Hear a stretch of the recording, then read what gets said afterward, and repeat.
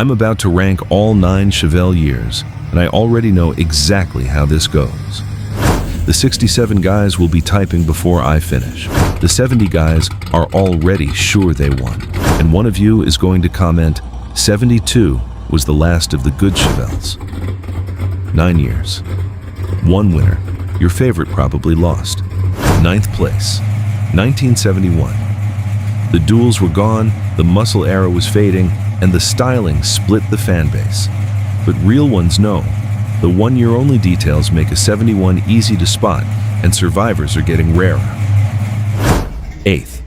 And yes, I know, 1964, the original. Without it, nothing else on this list exists.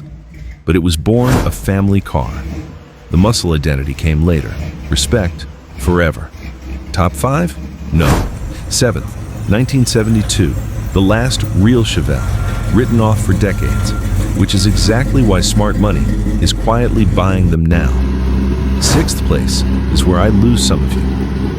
1965, the year of the Z16, the rarest Chevelle of the entire decade. The 201 legendary cars can't carry a whole model year, and the everyday 65 kept things quiet. 1 immortal badge, 1 quiet year. 5th, 1968, all new body, that semi-fastback roofline, hidden wipers. A fresh start, but 69 took the same body and finished the job. 4th place. Take a breath, because this one hurts. 1967. Maybe the prettiest first gen ever built. It loses points for one reason only. It perfected what came before instead of changing what came after. 4th place is not an insult. But I know you're already typing.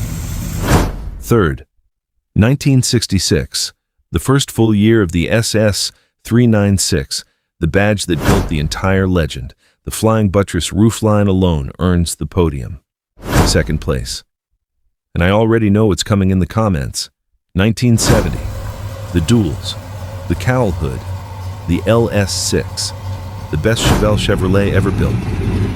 I've called the LS6 the king myself, and I stand by it. Best car, not best year. Because 1 year did something even Chevrolet couldn't control.